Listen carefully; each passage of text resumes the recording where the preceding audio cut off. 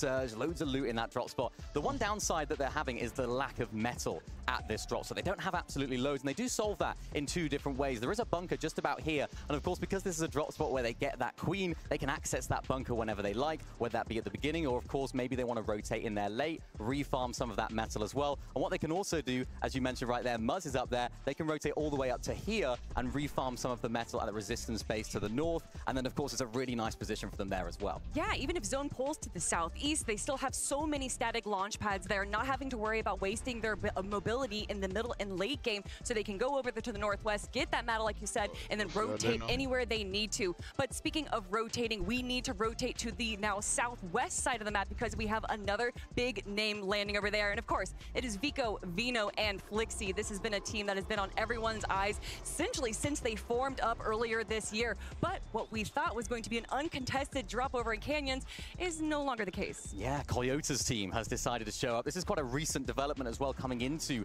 this global championship. So huge changes for Vico, Vino, Flixi. It's going to throw a whole new spanner in the works of their drop spot, Kelly. Yeah, and it's going to kind of throw a little bit of an issues for the teams that are landing around them as well. Obviously, Vico, Vino, Flixi going to be looking for some potential tags. They can either get that from Mix's team to the southwest, but of course, you have teams landing over here, like FKS is going to be landing right there on the mountainside, and then just south of them, we have our OCE team. Yeah, I mean, there's some big questions here about Alex Anon and Resigns, because of course, there's so many questions about how they're actually going to go about and get their Storm Surge tags. They're an OCE team, not typically too strong on the Storm Surge, right? They haven't necessarily got those strategies clearly at the beginning, but what I'm excited to see what these guys do. Maybe they could try and go for this position right there. You can sort of see it rotating up, so they're trying to get those tags. Maybe, of course, we could see Vico and Flixi, if they do win off spawn right here, maybe they'll make their way over to this hill, because remember, it's such a power position, Kelly. Not only do you have that elevation, you also have those launch pads as well, which can take you right into the center of the map. But you know who loves that power position as well? Well, it would be the team landing over in Demon's Debris. You might have heard of them. That is Acorn Ager, team that has been on everyone's top 5, top 3,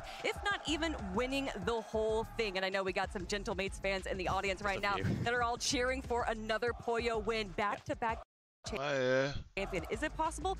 Well, landing over in Demon's Debris, it is quite possible indeed. Yeah, it is. And as we take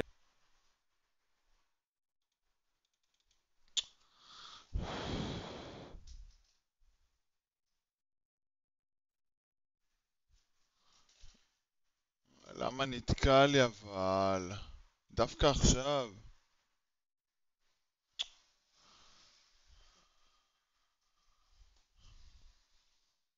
אשכרה נתקע לי הטוויץ'. נתקע לי לגמרי.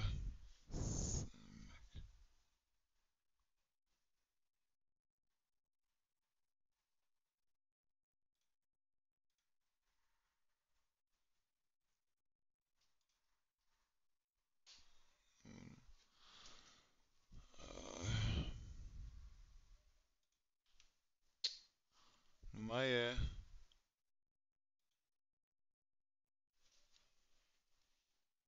Like I mentioned earlier, and even those drop pods that come in, they can get you the crash pads that you mentioned earlier that are so beneficial. The big question for me is if a team does decide to maybe need that later on down the line. Of course, they know when the queen's going to be at the drop spot when they're on the battle bus, right? So could we see a little bit of a change in drop spots maybe for Poyo's team? Will we see maybe Peterbot Cold Ritual do what they did in Major number 3 and go on down there? There is so much that can possibly happen, Mini Minor, but obviously only time will tell, and I know that I am ready to get into the games, and I bet the desk is as well.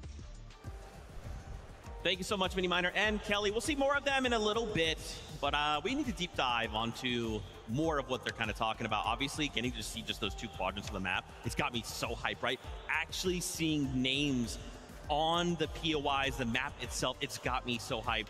Why don't we kick things off with EU, right? We got Fred Oxy going up against Tayson. Now, Levin, you've been close to this, right? You've been watching this all year long, but now we're taking this fight to a global stage. As an EU fan, seeing 2 top teams contesting each other, it hurts me a little bit. It does. Yeah. And seeing 2 teams who, again, have shown a propensity to be incredibly good off spawn. We've seen this fight take place a couple times in the Div Cups. In the first one, I think a lot of people expecting things to go Fredoxy's way, Vivid, right? Fredoxy has a reputation as being a top off-spawn player. And then Tayson, he came through with his trio, Harris and Chicho. They said, nah. They beat those guys badly. They ran it back again in the Div 3, in Div 1 week 3. it went a different way. Frodoxy team came back and showed the Osborne prowess that we know they have. And so right now, it sits sort of evenly. I think a lot of people are almost not knowing which way it's going to go here on the stage today. Yeah, exactly, and that's what makes it so scary, right? We don't know what to expect. I can tell you one thing that's almost a guarantee, though. Whatever team ended up winning off spawn in those Div Cups, only 5 out of the 11 times that they actually ended up fighting, they had 3 players alive. So it's pretty much this 50% chance that one of your teammates is going to go down if you end up fighting off spawn, which of course we know that they are. And I feel like that could stall, or definitely will stall their early game. Maybe will also be like this beacon for other teams around the area to kind of come and be like, well, maybe we should go third party this. I mean, it's possible. Interesting. So obviously, I like you guys to kind of bring this down. I kind of want to take this to the fact that this, obviously, this is a global championship stage, but this crowd kind of takes things to another level, right? So I'm kind of curious to get your guys' thoughts on how this could impact the trio. Do we see maybe those nerves maybe being a little more than usual?